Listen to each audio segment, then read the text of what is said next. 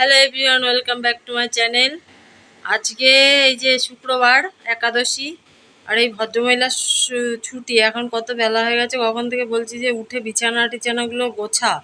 এই দেখো, এই যে চুপ করে পড়ে রয়েছে। 1 ঘন্টার ওপরে বলছি উঠে পড়, উঠে বিছানা টিছানাগুলো গোছা, স্নান কর, স্নান করে পুজো দে। ওঠ, উঠে শিগগিরি যা, স্নানে যা। এই যে বিছনার হাল দেখো, জানলার পর্দা সরাতে দেবে না। ও নাকি সারাদিন এসির মধ্যে থাকে, ওর নাকি এই রোদের সব ঝলসে যাচ্ছে নাক চোখ মুখ। আমার গাছগুলোর হাল খারাপ, আর ওর নাকি নাক চোখ মুখ ঝলসে আছে। ওঠ, স্নানে যা। আগে ওর তো বিছনাটা আমি ঠিকঠাক করি। ওর জন্য ভাত করেছি একটুখানি। তো তুই কি খাবি? এই যে একটুখানি ভাত তোর জন্য আগে করে নিলাম, নিয়ে এবার হচ্ছে আজকে যেহেতু একাদশী, ডালিয়া বসাবো। তা আগে হচ্ছে সবজিটা সেদ্ধ বসিয়ে দিয়েছি, কারণ ডালিয়ার মধ্যে না এই সবজি দিলে সেদ্ধ হতে চায় না, জন্য এরা আগে ভালো করে সেদ্ধ হোক, তারপরে ডালিয়াটা দেব। তাই এটা করব। আর হচ্ছে আজকে আমার সকাল সকাল এই ভেন্ডিটাও দেওয়া হয়নি এখনো, এটা একটু পরে দেবো। একটু জলের মধ্যে চুবিয়ে রেখেছি, গায়ে যাতে নোংরা টোংরাগুলো আছে সব উঠে যাক। এই দিকটা একটুখানি ঝাড় দিলাম। আর এই ফ্রিজের বক্সটা আছে, সেই যে বার করে রেখেছে দাদা, এই আর তোলার নাম নেই, আমাকেই তুলতে হবে ধুয়ে। এই দিকটা একটুখানি ঝাড় দেওয়া হয়ে গেছে। প্রচণ্ড গরম পড়েছে। সকালে একবার কেচে দিয়েছিলাম কিছু জামা কাপড়, সেগুলো এখনও বাইরে, তখন একবার স্নান করেছিলাম। আর কিছু জামা প্যান্ট এখনও ভেজানো আছে, ওইগুলো তুলে দেবো। এই যে সকালবেলা এইগুলো কেচেছি, এগুলো সব শুকিয়ে গেছে, রোদের যা তেজ। এইগুলো তুলে আর কটা ভেজানো আছে, ওই কটা কাচবো কেচে। তারপরে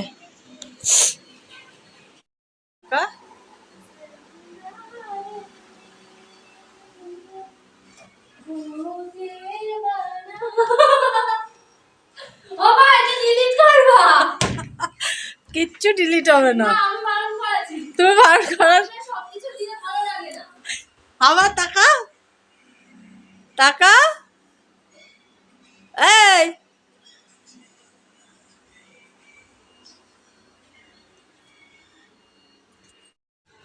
মেয়ে মেয়ে স্নান করতে ঢোকার আগে জামা কাপড়গুলো কেচে নিয়েছিলাম, কারণ আমি স্নান করতে ঢুকে তো 1 ঘন্টা পরে বেরোবে, ওই জন্য তাড়াহুড়ো করে আমি আগে কেচে নিলাম। তা নাহলে ও বেরোতে বেরোতে আরও অনেক দেরি হয়ে যাবে। দিয়ে মেলে দিলাম। বেশি ছিল না, যেহেতু সকালে হাফ কেচেছিলাম, আর এখন আর অল্প কটা ছিল, এখন আবার অল্পগুলো এই কটা ধুয়ে দিলাম। জামা কাপড় কাচা তো শেষ নেই, রেগুলারই তোমরা দেখতেই পাও যে আমি প্রতিদিনই প্রায় কাচি। মানে এখন তো আরও গরম পড়েছে, আরও যেন জামা প্যান্ট কাচার হিড়িক বেশি লেগেছে। যেহেতু সকালে পরলে বিকালে সেই জামাটা আর পরা যায় না, এত ঘাম হয় সবার গায়েই। তাই মেয়েও এখন প্রতিদিন ড্রেস একটা পরে একটা ছাড়ে, এরমভাবে চলছে। কেননা যতই ও সারাদিন এসিতে থাকুক না কেন, যখন ফেরে বা যায় তখন তো পুরো রোদটা গায়ে লাগে, ঘেমেও যায়। সকালে যেগুলো কেচেছিলাম, তুয়াকে বললাম যে একটু বাইরে থেকে তুলে এনে রাখ, তা ওই যে বিছানার উপরে নিয়ে এসে রেখে দিয়েছে। আর আমি সকাল থেকে কতবার বললাম যে তুয়া বিছানাটা একটু ঝেড়ে পরিষ্কার কর, বললে এই তো করছি করে, ওই যে উঠে করলো না। লাস্টে আমিই করে দিলাম। এই চাদরটা না তুলে দেবো, ভীষণ গরম লাগে এটা গায়ে দিয়ে এই পেতে শুলে। আসলে নতুন চাদর, আর এইগুলো একটুখানি মোটা হয়, যার কারণে একটুখানি মানে গরমটা বেশি লাগছে। তাই কালকে ভেবেছি চাদরটা তুলে আর একটা পাতলা চাদর পেতে দেবো, কারণ এই গরমকালে না সত্যিই নতুন চাদর পেতে শোয়া মুশকিল। তো যাই হোক, কথা বলতে বলতে বিছানাটা ঝাড়াঝুড়ি সব হয়ে গেছে। এই দুপুরবেলায় একটু আগে বসে বসে মোমো আর কি বার্গার মার্গার কিনে বাড়িতে অর্ডার দিয়েছিল, ওই সব খেয়েছে। তো আর দুপুরে বললো ভাত খাবো না। আমি তোর জন্য একটু ভাত করেছি সকালেই, তোমাদেরকে দেখালাম, কিন্তু যেহেতু খাবে না বললো, আবার ভাতটা ফ্রিজে তুলে দিলাম, বললো কালকে ওটা দিয়ে ওকে ভাত ভাজা করে দিতে। তো ঠিক আছে, ওই জন্য ঠান্ডা যেই হয়ে গেছে সেই ফ্রিজে তুলে দিলাম।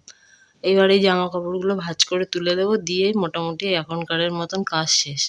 তারপরে ডালিয়াও প্রায় হয়ে গেছে, এবার খেয়ে নেবো। যেহেতু সকালে স্নানটা করা হয়ে গেছে, তো এখন আর স্নান করবো না, একবারে রাতেরবেলা গা ধুয়ে নেবো। কেননা এমনিতেই আমার ঠান্ডা লেগে কাশতে কাশতে জীবন শেষ হয়ে যাচ্ছে। এই রোদের মধ্যে গরম লাগছে, স্নান করছি, যার জন্য এত গলা টলা দিয়ে ব্যথা। কথা বলতে পারছি না, আমার এত হাঁপ ধরে যাচ্ছে। তারপরে এই বাজার থেকে যে সেই মাসের মালগুলো নিয়ে এসেছিলো তোলা হয়নি, কিছুটা তুলেছিলাম, কিছুটা রয়েছে, ডিমটাই আগে তুলে নিই, তারপরে যেটুকু বাকি আছে ওগুলো তুলে নেবো। নিয়ে আজকে তো এসব নিরামিষ, এসব তো আর কিছু করা যাবে না, এগুলো তুলে পরিষ্কার করে রেখে তারপরে যাবো রান্নাঘরে।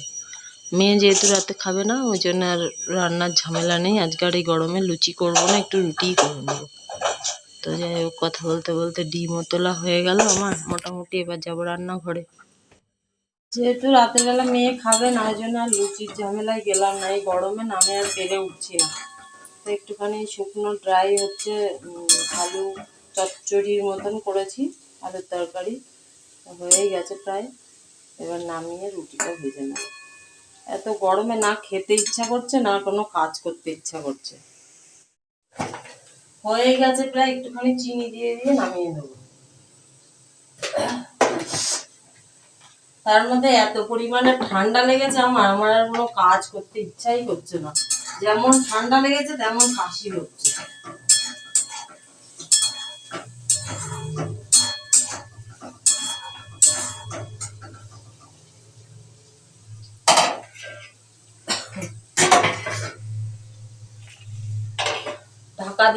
ঢাকা দিয়ে দিয়ে করেছি তো বেশ সুন্দর হয়েছে।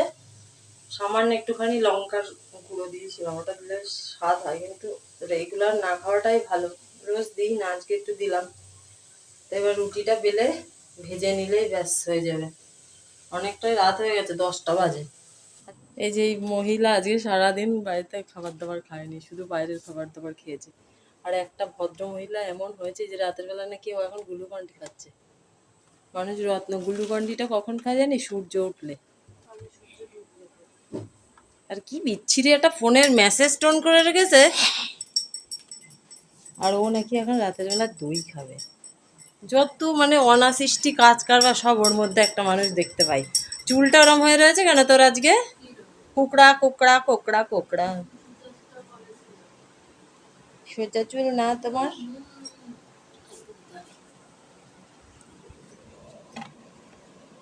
করি সেটাই আমার সহ্য হয় না। আমি তো জল খাবো আবার। তা বাইরে টেবিলে রাখা যায় না?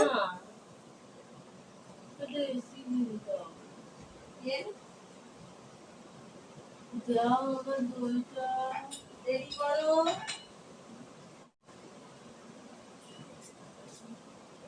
এই যে এই রাতের বেলা নাকি ও এখন এই দই খাবে। ওই যে লালটা বেশ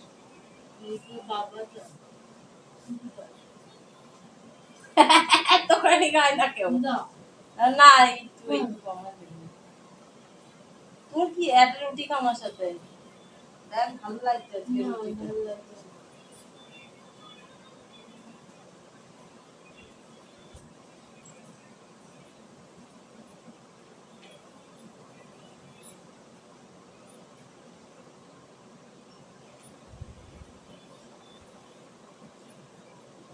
আমার থেকে নিয়ে গিয়ে